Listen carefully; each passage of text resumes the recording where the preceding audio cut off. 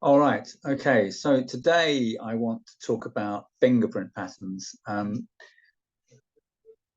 This is considered by some people a slightly controversial aspect of hand reading, although I don't understand why that's controversial at all. But when you look at most palmistry books, they focus on two things. They focus on the hand shape, and then they focus on the lines of the hand. And they tend to ignore fingerprint patterns altogether. But it has to be said that the fingerprint patterns are the most important features on the hand, not least because they're genetic, and not least because they don't change. So the patterning of the fingerprint patterns give something which is a descriptive of some really fundamental forces within our consciousness that are staying with us throughout our life. So just some simple knowledge that people have about fingerprint patterns. Everybody knows, for example, that fingerprint patterns are unique. This is so well known, even the police know it, and the police know it because they use them for identification purposes. And so it's already very widely established that the fingerprint patterns are therefore a descriptor of something which is unique about us. And the second thing that's, again, everybody knows about fingerprint patterns is that fingerprint patterns don't change over time. And we know this to be true, obviously, because if they were to change over time, then there would be no use for identification purposes because there wouldn't be any identity between the fingerprint pattern taken 30 years ago and taken today. So it is without question, therefore, that the fingerprint patterns show two things. One, something that's unique about us, and second, something that is characteristic of our identity. The discovery of the genetic significance of fingerprint patterns emerged in the late 19th century when fingerprint patterns were being classified. A number of different people did classify fingerprint patterns, but the one that seems to have stuck is the one developed by Francis Galton in 1895 in his book, The Fingerprint Directories. And that was the one that was adopted by different police forces around the world, including Scotland Yard, which was the first police force to use it, and that was only in 1901. And he identified three main fingerprint patterns, the whorl, the loop, and the arch. And I'll show you what those are momentarily. And latterly, from that work, there became a very strong fascination within medical circles and anthropological circles to assess the distribution of fingerprint patterns amongst the people of the world, and also to investigate the genetic significance of fingerprint patterns. And from that was born the subject of dermatoglyphics, dermaglyph, like skin carvings, which is the correct term for the study of fingerprint patterns, and includes not just the fingerprint patterns, but also the skin ridges to be found on the surface of the palm, and also the palmar patterns that can be found as well. In addition to that, the fingerprint patternings or toe print patternings that can be found on your foot, or plantar dermatoglyphics, as it's kind of known in the scientific world, because you get toe prints, you usually get a big whorl or a loop pattern on the ball of your thumb, and the skin ridges that cover the palm of the hand also cover the sole of the foot. And it was discovered through these kind of subjects that there are actually a number of different animals that have skin ridge patterns, obviously human beings, and the other primates like chimpanzees and apes and orangutans and gorillas. And strangely enough, the only other animal in the animal kingdom that has fingerprint patterns is the koala bear. Nobody knows why, but there it is.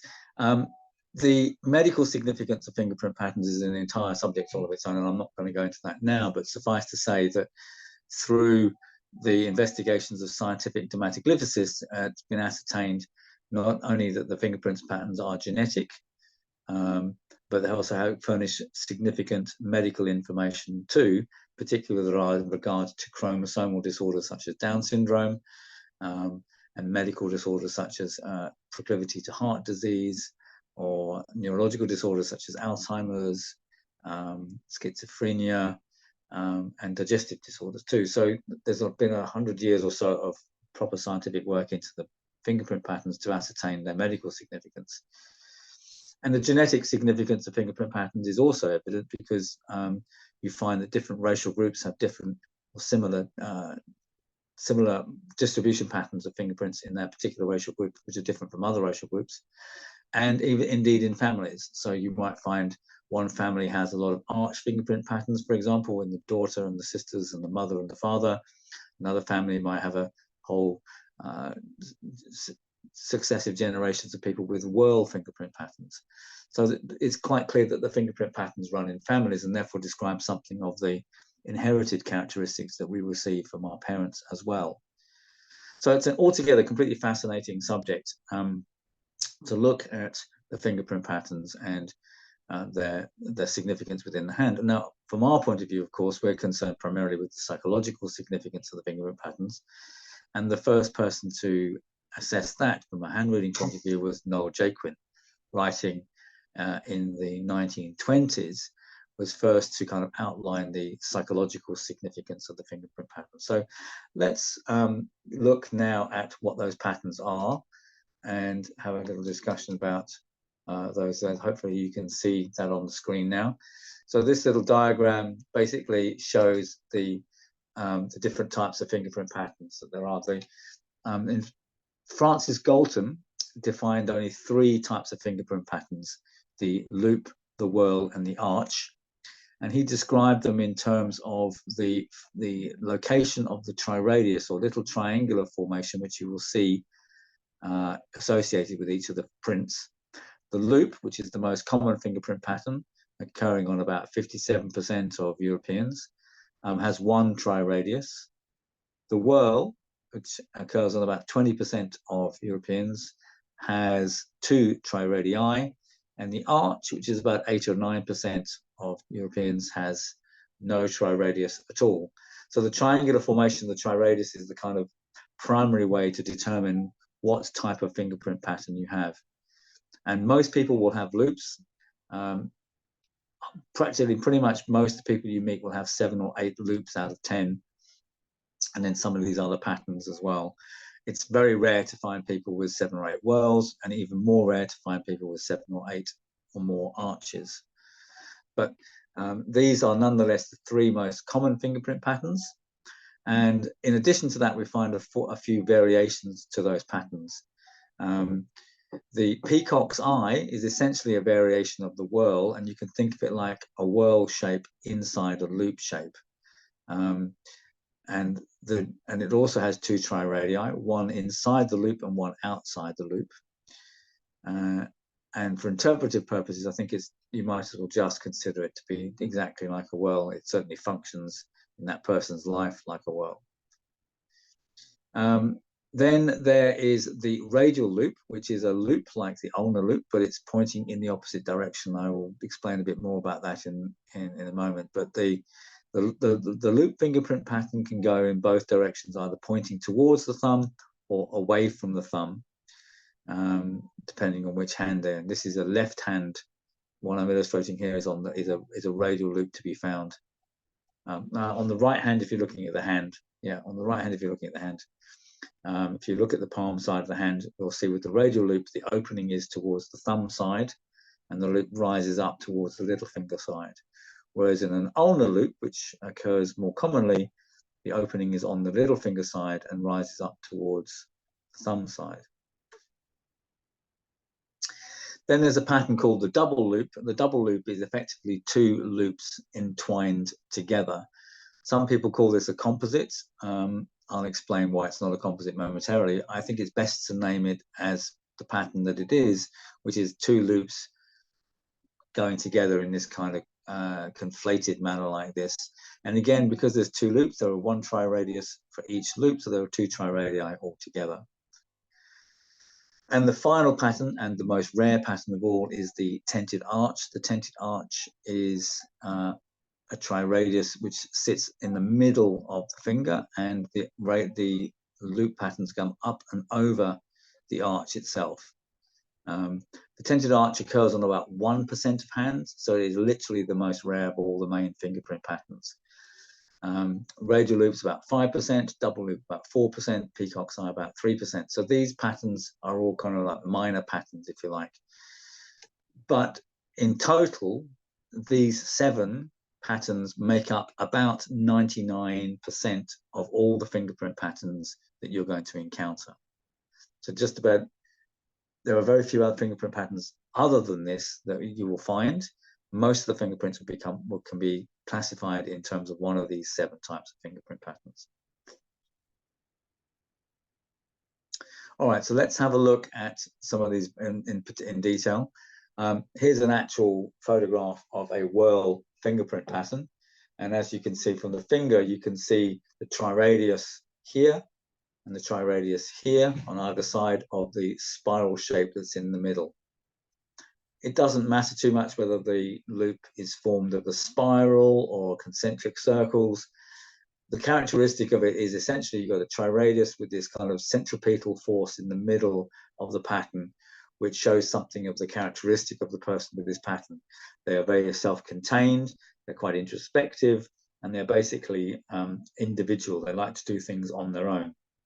So the whorl is very much the mark of the individualist. This is the same fingerprint. This is with a print instead of just a photograph.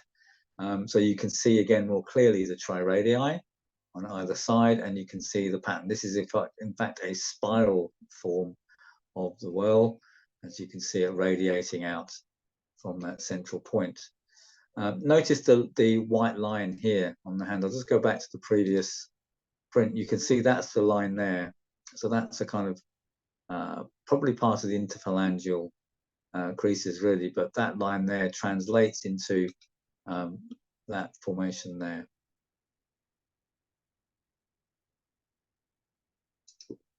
Sometimes whorls can be more elongated in their appearance. Again, as I said, it doesn't matter about the shape of the whorl. The fact that it's elongated still makes it a whorl. The triradii are slightly off the image here, but they'll be about here and about here. All right. So this is an example of a loop fingerprint pattern. You can see it's quite a high triradius in this particular example, but the loop basically forms like a wave-like pattern that comes up and over like that. This is an ulnar loop. It's on the index finger and it's pointing towards the thumb. The ulnar loop shows an easygoing, adaptable personality that's very people-orientated. So when you find somebody with a preponderance of loops on their hand, you know that their social connections are really important. Being part of a team is really important to them. These are the loops are like groups, and whorls are in a world of their own. It's a good way to think about it. This is another more detailed look at a loop pattern. Here you can see the triradius, and you can see how the loop pattern curls up and around and goes back again.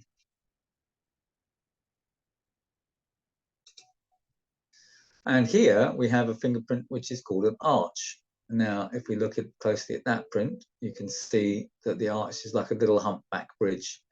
There's no triradius in this pattern, not in the center, not on the sides. I like to think of the arch with the bridge analogy because one of the key characteristics of people with arches is they like to support other people. The arch is ruled by the element earth, and arch fingerprint patterns are supportive people who care and look after other people. They're very concerned with security for both themselves and other people. And it's kind of a caution and an inhibition that comes with this pattern. But basically, service and supporting other people is kind of the kind of key motif for people with arches.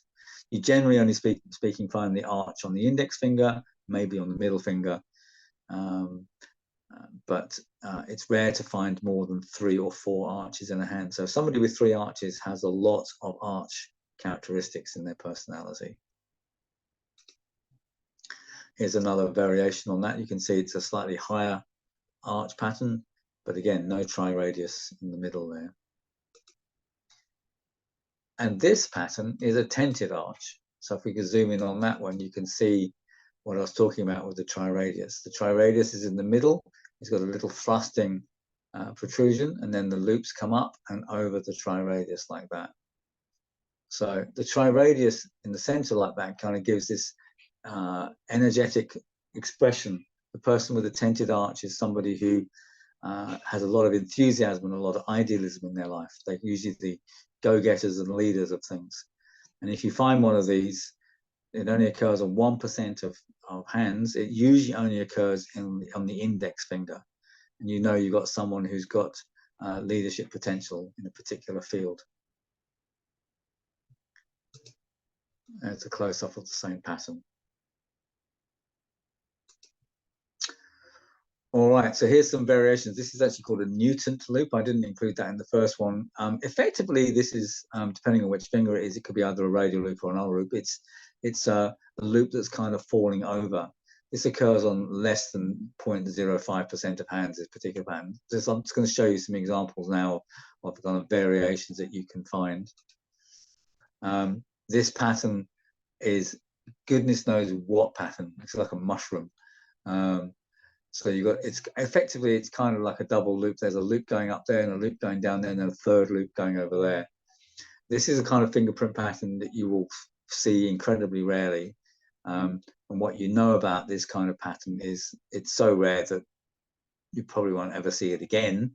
It doesn't form a tight pattern, and you better advise those people to wear gloves if they're ever going to do any burglaries, because they will be very easily identifiable with this pattern. They're incredibly rare.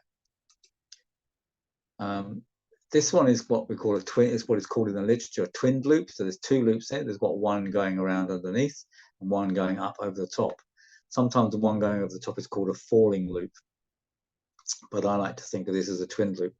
The way to interpret these patterns is to actually describe the way the pattern curls its way around the hand, because that will be descriptive of something of the feeling of the person. These fingerprint patterns, these variations, are nearly always only found on the index finger. And as we've seen, the index finger is to do with your self-identity and self-confidence. This one's this is a radial pattern. So we know that from here, as it's opening to the thumb, like with all radial loop patterns, their sense of self-confidence is very strongly affected by the input they receive from the environment around them. And yet another composite pattern. And you can see this one's actually kind of composed of two different ones. You can see a little whorl type of shape in the middle there. There are two triradii, and then there's this kind of falling loop going over there. It's almost like a sort of whorl combined with a double loop. And again, because of the rarity of these patterns, there's no rule about how to interpret these, except to say the best thing to do is to actually go through it and talk about it with the person and ask them what their experience of themselves is. They will certainly see themselves as being different from most people and often have a hard time getting clarity about who they are, because the pattern itself has such a unique style to it. It really describes something that is incredibly unique to them. Oh, and this is a drawing by Malthiji from Bidlu, I think it is actually. Yeah, from 1684. This is the first known artistic drawing of a fingerprint pattern.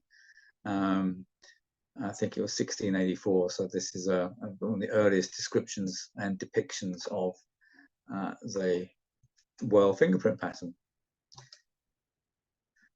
So looking at these different formations that we find in the fingerprint patterns, there are a number of things that need to be done when you're looking at the hand.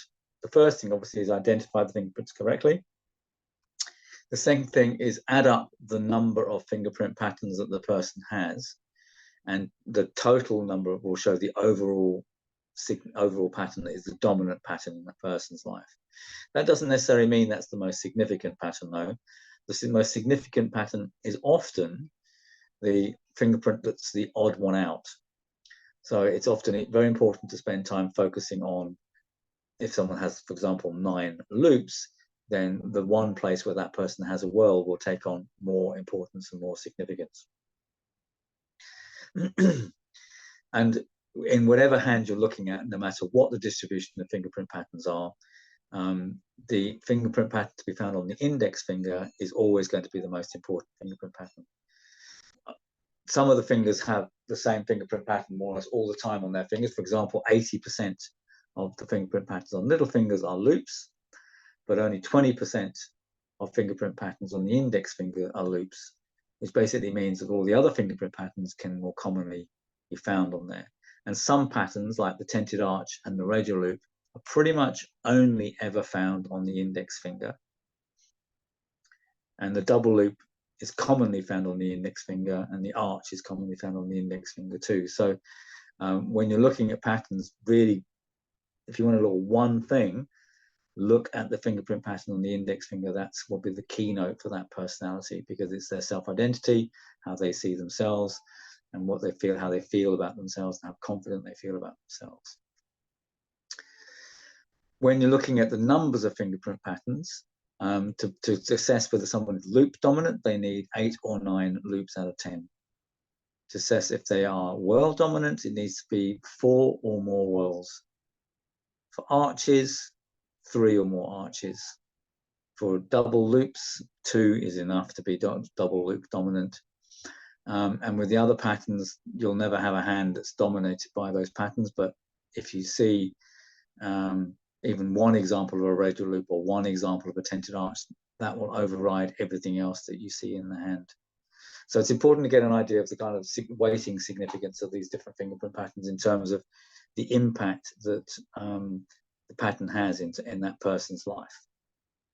And if you can identify the fingerprint pattern correctly and talk about them with coherence, then you will be describing something of their fundamental motivational drives, something of their interests and capabilities and aptitudes, and probably quite a lot about their career and their work as well.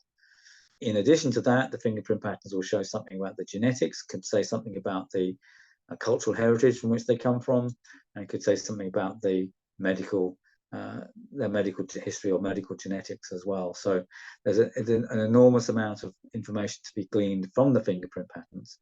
And it goes without saying that any book that doesn't have a very large section of it dedicated to fingerprint patterns has probably really missed and overlooked this very, very significant part of the hand. And they're more important than the lines. I mean, they're way more important than the lines. Why are they more important than the lines? Well, because the lines change and the fingerprint patterns don't change. If you have a line pattern in your hand that indicates certain kind of behavior or certain kind of interest, or certain kind of trauma, that line can change, and as you change in your experience of yourself. But the fingerprint patterns are formed in the womb, are visible in the fetus hand by the 16th week of gestation. So you're born with your fingerprint patterns, and they are unchanging throughout the course of your entire life. I've done entire hand readings just based upon the fingerprint pattern, sometimes just based upon the fingerprint pattern on the index finger. I mean, that can take up a half-hour conversation just talking about the fingerprint pattern on this finger, depending on what fingerprint pattern it is. But in any case, if you're looking at fingerprint patterns, they should form the basis of your hand reading, and they will probably take at least 15 minutes to half an hour to discuss them, even in a relatively cursory way. And by so doing, you will discover so much about that person that will stay with them for their entire life. Reading people's fingerprint patterns, and when I read the hands of older people, say in their 60s, people always say to me, I wish somebody had told me that 30 years ago. You know, you can tell somebody's jobs to somebody who's 60 and say, well, with these patterns, you could have done this or that job or this job or that job. And they say, I did all of those things. And if you're telling a 20-year-old about that pattern, you can say, well, these are the kinds of jobs you should be doing because you've got these patterns. And how do I know this? Because people with those patterns have told me that's what they did in their life. So you can work with great confidence with fingerprint patterns. There's something that kind of that people are aware of because they're indicative of such powerful forces within us. They are literally the manifestation of consciousness engraving itself in the form of the physical body. Like the way that the sea carves little ripples in the sand, and when the tide's out, you see the effect of the energy of the sea leaving its imprint in the physical form of the sand. To me, fingerprint patterns are the manifestation of consciousness causing its imprint on our physical body, and therefore illuminate to us what our life path is, what our karmic destiny is, what our genetic consequences of being born in this body are, and therefore are an incredibly powerful tool for understanding the human psyche. So that's a very short introduction to fingerprint patterns. That's usually a 6-hour conversation, that one. So I'll just give you that as a taster. I'd like to draw your attention once again to Beryl Hutchinson's book, Your Life in Your Hands, printed in 1967. I've just been rereading this book in the last few days. An extraordinarily good section on fingerprint patterns in the middle of the book, which rereading it now, and I read this book a long time ago. I haven't read it for 30 years. There is some incredibly good information in this book, and she also talks a lot about palmar dermatoglyphic patterns as well, and I'll be talking about that in the next video. So if you want to get some more information on fingerprint patterns, get this book. It's a very useful book indeed. All right, if you're liking the videos, don't forget to click below and subscribe. There's more coming. Up next, we're going to be doing palmar dermatoglyphics, and then after that, I'll do a series of short videos on the lines as well, and that'll complete the introduction to the hand.